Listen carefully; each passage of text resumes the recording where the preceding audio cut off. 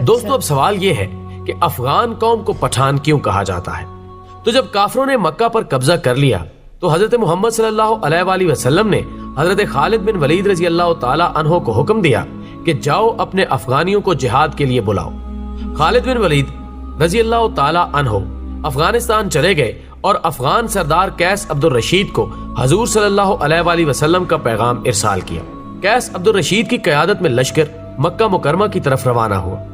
شام کو صحابہ کرام نے حضور اکرم صلی اللہ علیہ وآلہ وسلم کو خوشخبری سنائی کہ افغانی لشکر نے آتے ہی کافروں کا قتل عام شروع کر دیا اور تمام کافروں کا خاتمہ کر دیا اور مکہ مکرمہ کو افغانیوں نے فتح کر لیا۔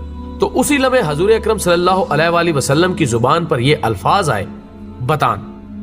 خواتین و حضرات، بتان لفظ عربی زبان کا لفظ ہے، یعنی سخت ترین لکڑی جو سمندری جہازوں میں لگائی جاتی ہے، جسے سمندری پانی بھی کمزور نہیں کر سکتا۔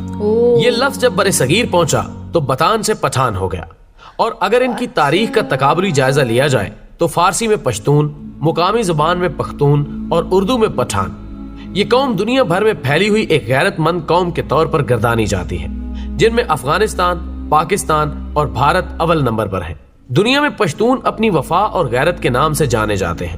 لفظ پشتون کا مطلب ہوتا ہے غیرت و وفا والا اور اپنی عزت اور دین پر مر مٹنے والا۔ پشتونوں نے قیام پاکستان میں بھی بھرپور حصہ لیا۔ بعض مورخین کے مطابق پٹھان آریائی یا یونانی نسل سے ہیں، اور بعض کے نزدیک یہ قیس عبد الرشید کی اولاد ہے، جبکہ تیسرے نظریے کے مطابق ان کا تعلق بنی اسرائیل کے گمگشتہ قبائل سے ہے۔ خود قیس عبد الرشید کی اولاد سمجھنے والوں کا نظریہ ہے کہ مکہ میں قیام کے دوران حضرت خالد بن ولید رضی اللہ تعالی عنہ نے اپنی صاحبزادی ان کے مورث اعلیٰ کے نکاح میں دے دی تھی، جنہیں وہ ہمراہ لے کر اپنے وطن واپس آیا، اور پھر انہوں نے یہاں اپنی بقیہ زندگی اسلام کی ترویج و اشاعت میں صرف کر دی۔ اسی طرح قیس عبد الرشید کی اولاد پٹھان کہلاتی ہے، جبکہ یہ بھی کہا جاتا ہے کہ خود قیس عبد الرشید کا تعلق بھی بنی اسرائیل کے بادشاہ ساؤل یعنی حضرت طالوت کے 37ویں پشت سے تھا۔ اس طرح آخری دونوں نظریات کی روشنی میں ان کا تعلق بنی اسرائیل سے ہی بنتا ہے۔ ناظرین کرام، سب سے بڑی عجوبہ خیز بات یہ ہے کہ ان میں یوسف زئی، یوسف کے بیٹے، داؤد خیل، داؤد کے بیٹے، موسیٰ خیل، موسیٰ کے بیٹے، اور سلیمان خیل، سلیمان کے بیٹے سمجھے جاتے ہیں، لیکن اس کی تصدیق کرنا بہت مشکل ہے۔ افغانوں یا پٹھانوں کے کئی اوصاف عربوں سے ملتے جلتے ہیں۔ عرب قوم مہمان نواز، بہادر اور اہل قلم ہونے کے ساتھ ساتھ دوسری قوموں سے اتنی جلدی مروب نہیں ہوتی تھی۔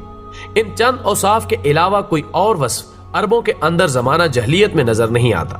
حیرت کی بات یہ ہے کہ یہی چند اوصاف افغان یا پٹھان قوم میں بھی اسی شدت کے ساتھ پائے جاتے ہیں، جبکہ ان کی بیشتر چیزیں یہودیوں سے بھی ملتی جلتی ہیں۔